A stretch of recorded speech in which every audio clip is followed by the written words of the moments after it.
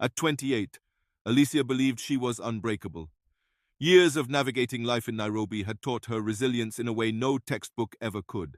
She had mastered the art of staying calm while dealing with difficult hotel guests, managed to stretch a modest income to support herself and her mother, and had survived the emotional wreckage of a relationship that had left her drained and disillusioned.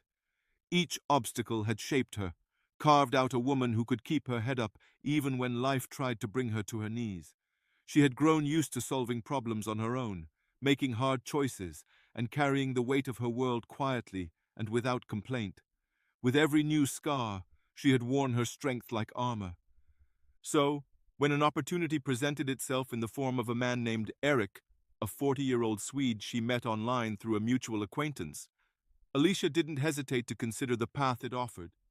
Eric was polite, calm, and financially stable. From the first message, he came across as mature and sincere. He wasn't flashy, but he had something she was increasingly drawn to: consistency. As they communicated over the weeks, he sent her gifts, complimented her regularly, and expressed admiration for her independence and strength. He was soft-spoken, dependable, and made her feel seen in a way that was unfamiliar but comforting. When he proposed marriage a few months into their long-distance communication, Alysia didn't view it as a romantic fairy tale. Instead, she saw it as a logical and strategic move, a way out of the chaos of her current life. Eric represented more than just companionship. He was a symbol of elevation, a European passport, a stable life, a chance to escape the unpredictable nature of her environment. In her mind, it wasn't love she needed, it was security. And this, she convinced herself, was a wise and calculated decision. After all, hadn't she endured enough? Didn't she deserve a break from the struggle? She accepted his proposal with quiet confidence, reassuring herself that love would grow with time. Eric had what she believed mattered most: structure, resources, and the promise of peace.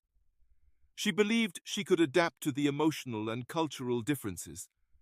Compared to the hardship she had faced back home, learning to navigate life in a new country didn't seem impossible. She had overcome bigger battles. Surely she could survive this transition too. But reality began to unravel almost immediately upon her arrival in Stockholm. The cold was the first thing that struck her. The sharp winter air bit into her skin and stole the warmth from her bones. She had seen snow in movies and pictures, but experiencing it firsthand was jarring.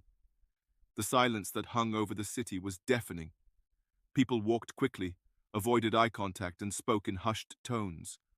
The streets, though clean and organized, felt lifeless. The language surrounded her like an invisible wall.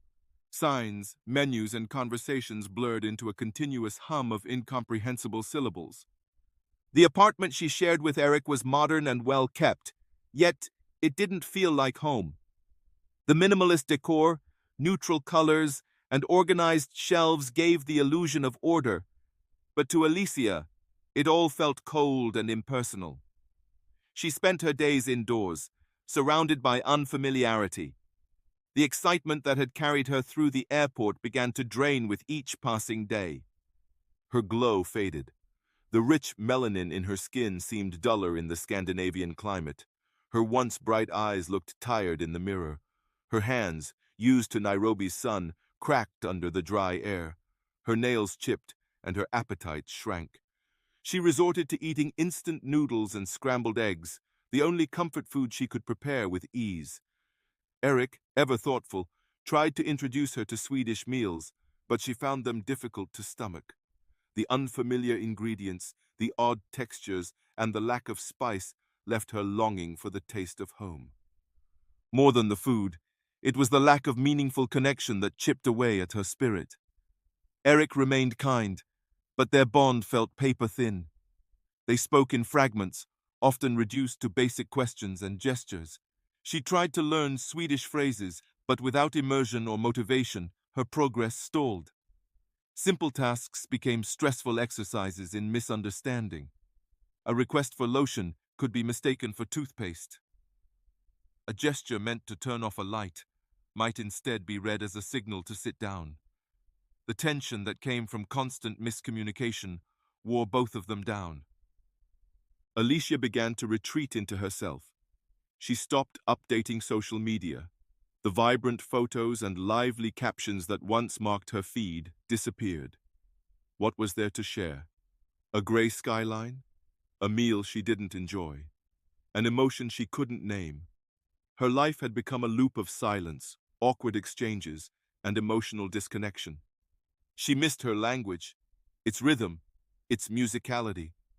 She missed Nairobi's noise, the familiarity of local dialects, the spontaneous greetings from strangers, and the laughter that erupted even during hardship. Her heart ached for home, for her people, for her sense of belonging. In Stockholm, she felt like a colorful thread stitched into a monochrome fabric, present, but not blending in. As the weeks passed, the emotional weight grew heavier. She had hoped that proximity would build affection between her and Eric, but it did not. Their relationship felt like a quiet contract rather than a partnership. She realized she was playing a role, not living a life. There were no fights, no intense discussions, just distance. They shared a space, but not a connection. There wasn't even enough emotional depth to warrant conflict. Eventually, Alysia reached out to her best friend, Fiona, back in Kenya. Fiona had also married a European man and moved abroad. Alysia expected sympathy, but what she received was perspective. Fiona had spent years getting to know her partner, learning his culture, and preparing for the challenges of an intercultural relationship. Her success was not accidental. It had come through intention and effort. Alysia saw in that moment how different their paths were. Fiona's marriage had been built on love, while Alysia's had been built on hope and perhaps illusion. That conversation became the turning point. Alysia confronted herself with difficult truths. She admitted that she had rushed into marriage not out of love, but out of desperation for change. She hadn't fallen in love with Eric. She had fallen in love with the life she imagined he could provide. But now, having experienced that life, she realized that wealth and stability could not compensate for emotional emptiness. No amount of quiet comfort could make up for the loneliness she felt in her soul. One morning, she woke up before dawn and stared at the ceiling. The apartment was quiet, the air still. She knew she could not go on pretending. She shared her feelings with Eric, respectfully, honestly, and without blame. She told him she was grateful for everything he had done, but admitted that she had made a mistake. Her heart had never been in it, and it never would be. Eric, though visibly hurt, responded with grace. He had sensed her unhappiness but hadn't known what to do. He offered her financial support to help her start over, asking for nothing in return. It was a final act of kindness that Alysia would never forget. A few weeks later, she returned to Nairobi. There was no social media announcement, no celebratory posts. Just a quiet arrival with 2 suitcases, a drained spirit, and a mind full of reflections. Her aunt embraced her with warmth and immediately noticed the transformation. Alysia was not broken, but she was different, quieter, more thoughtful, and clearly changed. Determined to rebuild her life with purpose, she used the money Eric had given her to open a small hair salon in Eastleigh. It was nothing extravagant, just a brightly painted room with a mirror, 2 chairs, and shelves of basic hair products. She named it Glow Roots, to remind herself that beauty starts from within, and that growth sometimes happens underground before it appears above. At first, business was slow, but her gentle approach and humble story drew people in. Word spread, and soon she had a small but loyal clientele. Young women began coming not just for hair services, but for advice and connection. Alysia became a mentor without trying to be one. She didn't sugarcoat her experiences. She told the truth about chasing visas and fantasies, about being surrounded by comfort, but feeling emotionally starved. One day, A young customer shared her own dream of marrying a foreign man who promised to fly her out. Alysia listened, then shared her story, not to discourage, but to enlighten. She didn't frame her past as failure, but as learning. She spoke of the coldness, the cultural gaps, and the hard truth that love cannot be substituted with lifestyle. The girls in her shop listened intently, and many left with new questions in their hearts. Encouraged by the response, Alysia posted her story online through a video titled, "Not All That Glitters is Marriage." It went viral. Some applauded her courage, others criticized her decisions. But Alysia didn't flinch. She had lived the truth, and she had made peace with her path. Months passed. The salon grew slowly. She hired 2 assistants, both young women she mentored personally. She was now known in the area as Madame Glow, a woman of experience, wisdom, and calm strength. Her past was no longer a secret or a source of shame. It was her story, and she owned it. One afternoon, a man came into the salon. He was modest, warm, and unmistakably local. He visited again and again, sometimes to buy something, sometimes just to sit and talk. He offered to help with her business plans, brought snacks on rainy days, and encouraged her to continue posting content. Over time, their bond deepened, not through grand gestures, but through mutual respect, quiet understanding, and shared values. Alysia felt safe. For the first time, she wasn't pretending. She wasn't chasing a dream.